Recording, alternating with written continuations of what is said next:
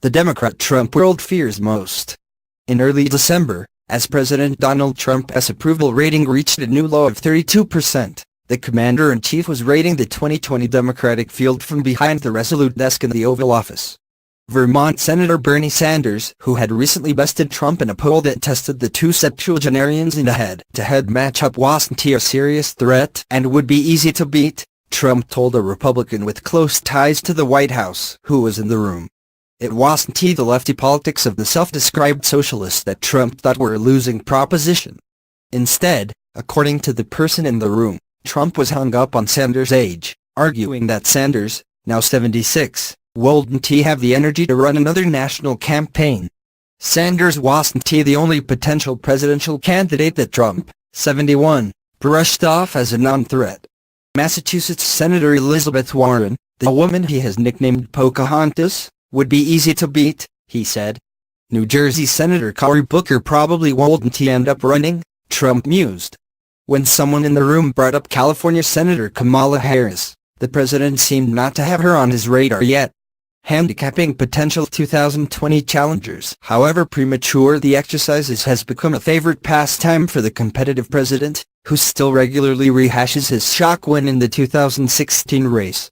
He is always asking people, "Who do you think is going to run against me?" said the Republican who heard the president's assessment in December.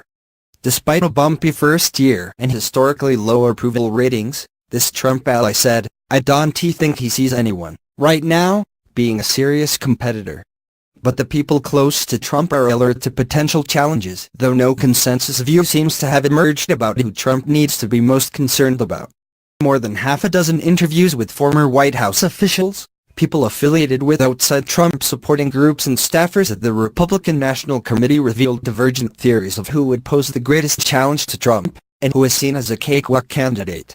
New York Senator Kirsten Gillibrand, who has feuded with Trump on Twitter after calling for his resignation because of sexual harassment and assault allegations, "Don't he make these people nervous?" Former Vice President Joe Biden, however, is seen as someone who could cut into Trump's base. One former White House official outlined a theory of the case that has gained some traction: Trump's policies will continue to be popular all the way through his re-election campaign, but his approval rating will never crack 45%, creating an opening for Biden, or someone like him, to recapture the loyalty of white Rust Belt Democrats who helped elect Trump in 2016. What we can't let voters do is think they can get the same policies with someone they like better, like Joe Biden, someone who would fight for them but who don't have the crass edge, said the former White House staffer.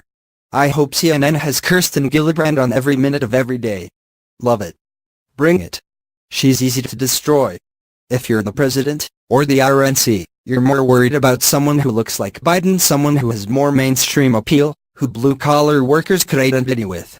A competing worst-case scenario theory advanced by another top Republican strategist is that the strongest Trump opponent would be a thoughtful, centrist minority with grassroots organizing skills, like Booker, whom Trump has dismissed. Oprah would be a problem. She'd be their best, the strategist said. She's ubiquitous, she's black, she has crossover appeal, and she probably clears a lot of the field out. Then there's the question of another potential non-Winfrey wildcard. Billionaire Mark Cuban, a second former White House official, noted, "Gets under Trump's skin like no one else. He knows how to needle this guy. He could get people around him to train him, and he has naturally got charisma." The public line from the White House is that the team is focused on creating a winning strategy for the midterm elections in 2018.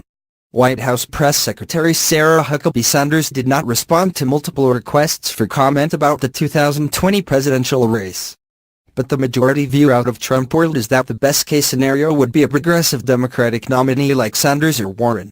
Last week, the Republican National Committee blasted out a report about Sanders' wife, Jane, entitled "Jane in Jail," highlighting news that the grand jury is hearing sworn testimony around allegations that she committed bank fraud while serving as president of the now-defunct Burlington College.